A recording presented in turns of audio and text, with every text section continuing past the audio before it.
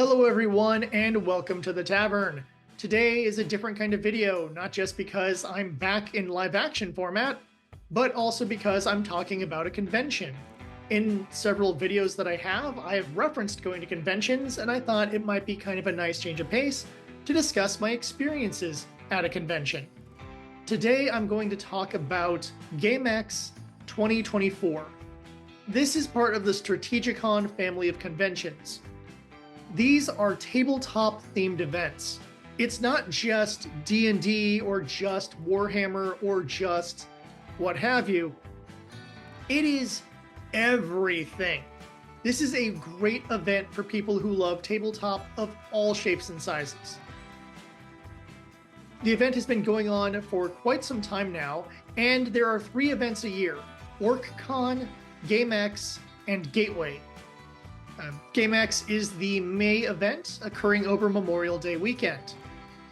I was introduced to these cons via a friend of mine years ago. I want to say 2012 or 2013, somewhere around then. And we went to the con because he wanted to get some game testers for the game he was designing. And I came along to help out. It is one of the best low-key, fun tabletop events in Southern California. So let's break down what they have and why you should go. First off, I just want to talk about the venue real quick. It takes place at the Hilton Los Angeles Airport. It's a very, very nice hotel. It has 2 restaurants, a bistro, and kind of a cafe. They obviously have hotel prices, so don't expect any plate of food to be less than $20. But they have a nice lobby, this beautiful staircase that leads up into the upper floors.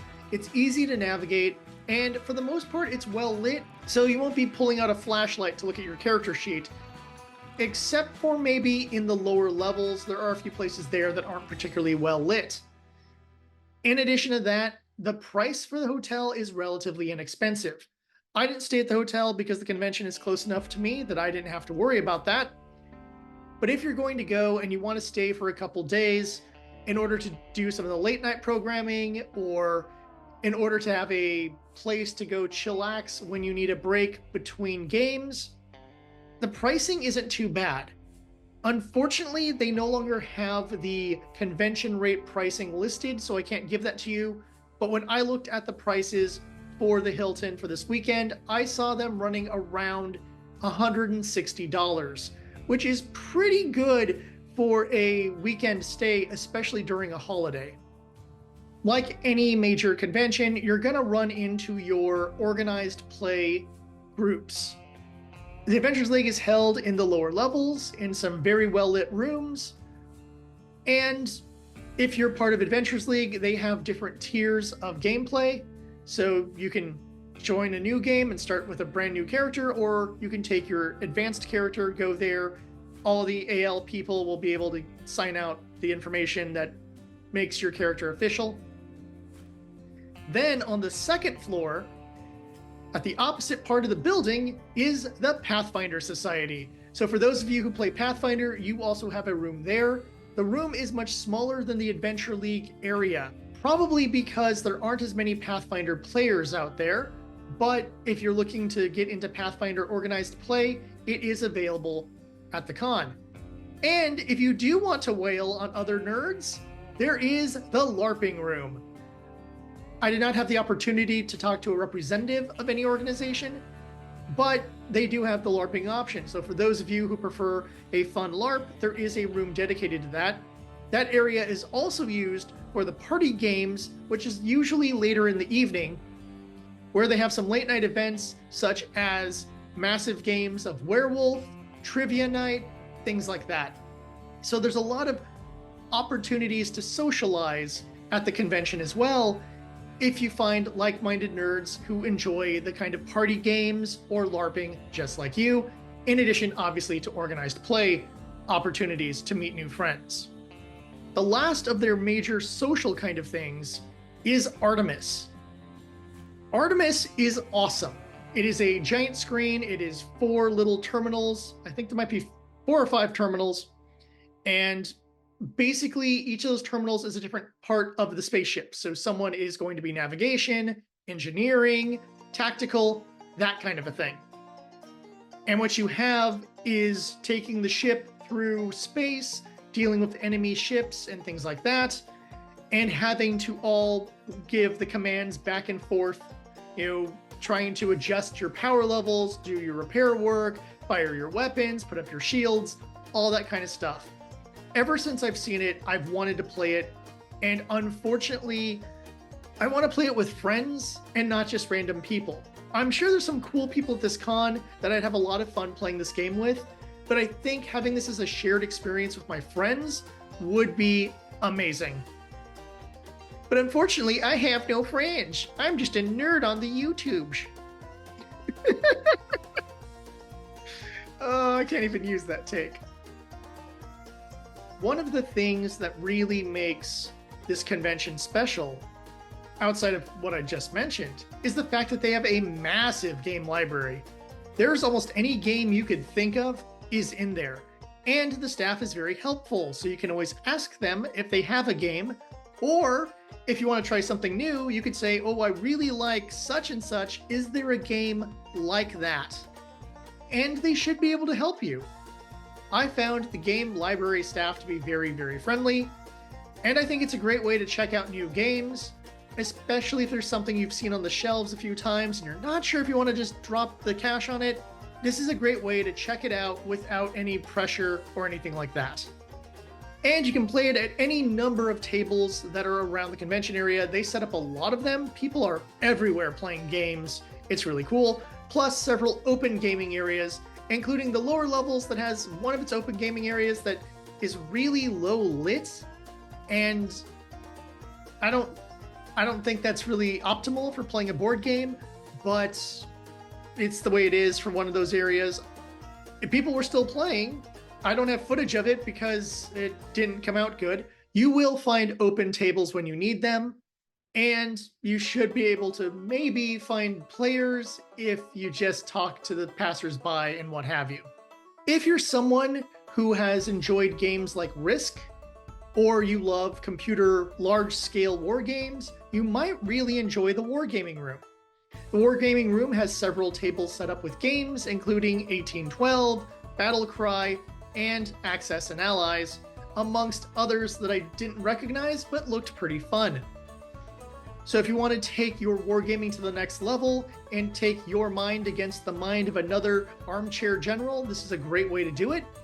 They had a few tables open when I went, but there were plenty of games running, and it looked like they had other games you could request if you want to try a different game or you have a specific preference. Not too far from that room is the collectibles room. I'm not particularly fond of the name because when I think collectibles, I think like action figures, I think, posters, movie merchandise, things like that. But this room is dedicated to collectible card games. So if you play any of those games, this is your place to go. You're gonna always find someone who's ready for a match. Unless you're playing something really esoteric, you'll probably find someone to play with. And I saw some people there who were teaching how to play certain games. So you also have that option. If there's a game you've been wanting to get into, but you're not sure, you can stop by the collectibles room and see if someone is available to teach you the ropes with a new game.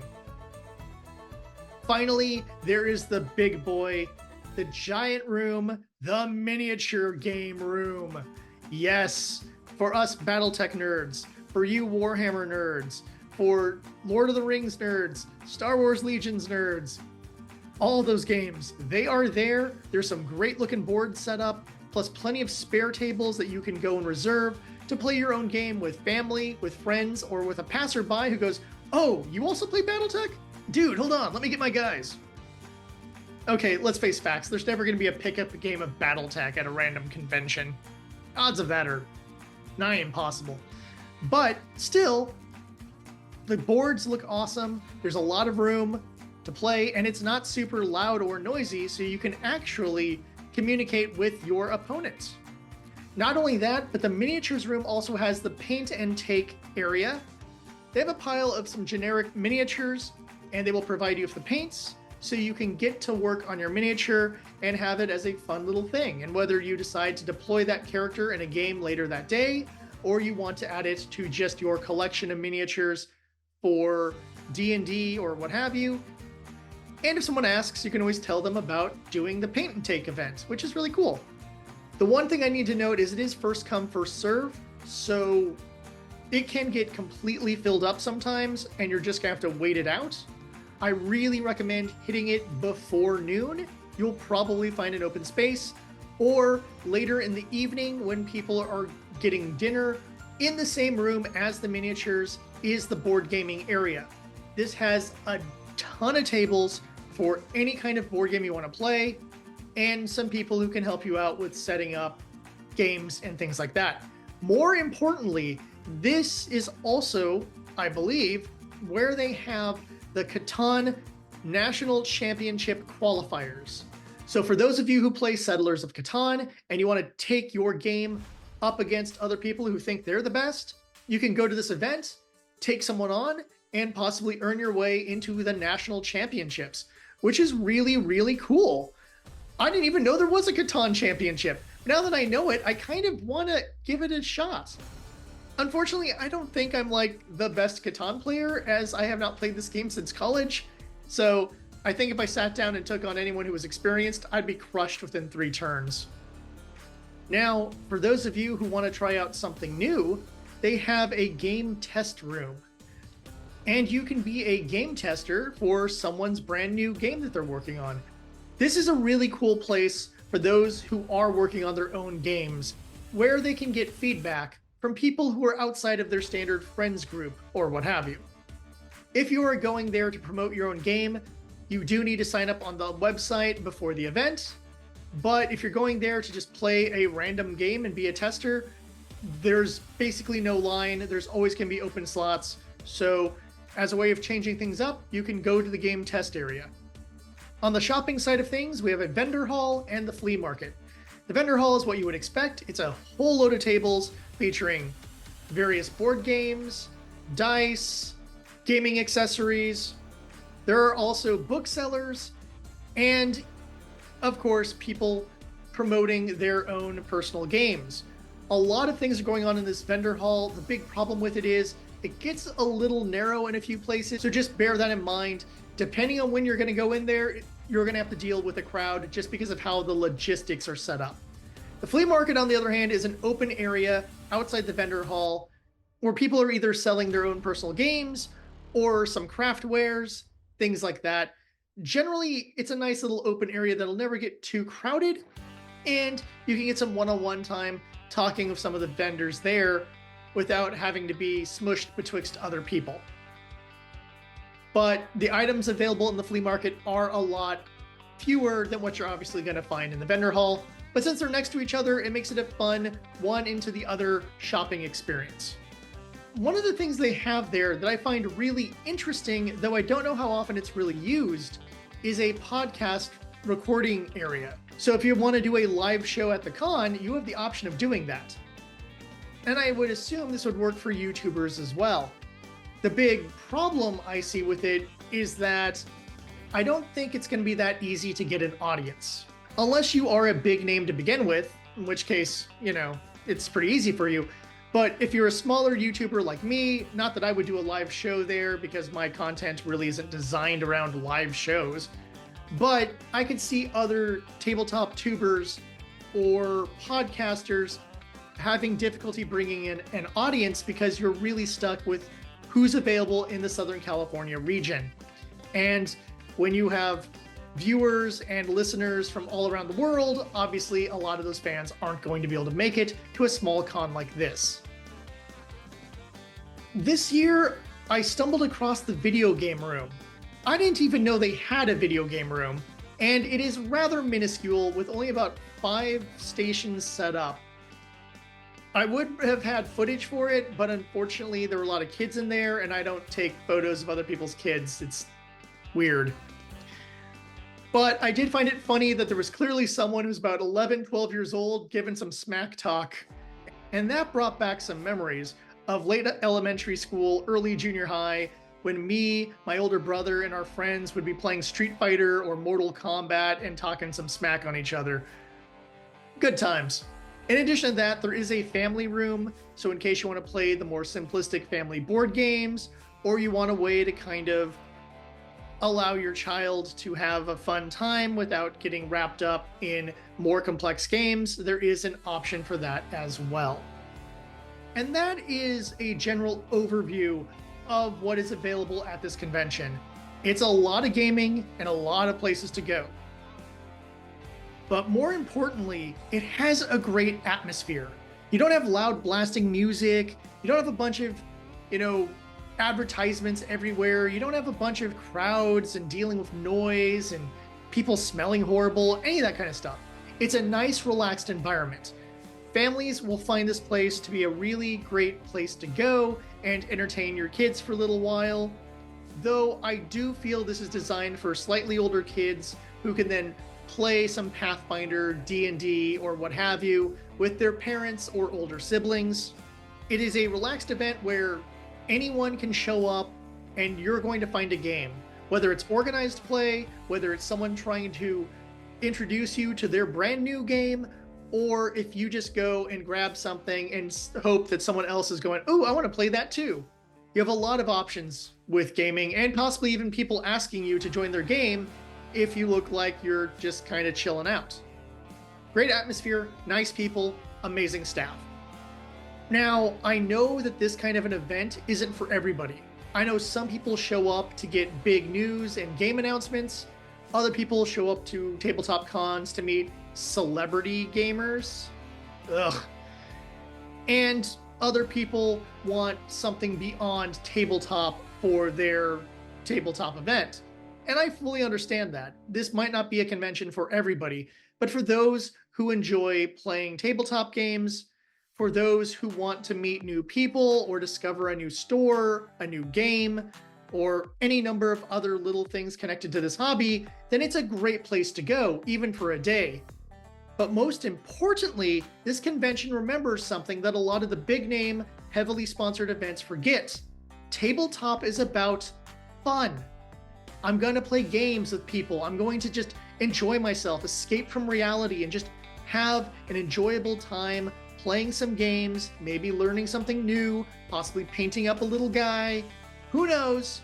But at least I'm having a fun, nerdy experience rather than the hustle and bustle of larger cons, or worse yet, game rooms that are set up right next to a loud blasting speaker, or right in the dealer hall where you can't hear anything because everything's echoey, or have the room way in the back with garbage lighting so you're using a flashlight to look at your character sheet. None of that. It's about fun, it's about having a good time, and it's about people who understand the right environment for playing games. And if you're someone in the Southern California region that finds gaming fun, that loves these kinds of chill events, this will be a great convention for you. And whatever of the 3 Strategicon events you go to, I think you will enjoy yourself. But I'm not sure if it's really worth doing the multi-day thing. If you're from further away, you're from San Diego or maybe up in Bakersfield or the Inland Empire, it might be worth grabbing a hotel and just making this a 48 hours of nerdy goodness. But as much as I love tabletop, 4 days of it might be a bit much. Obviously, you don't want to go to this event and get burned out or bored or what have you.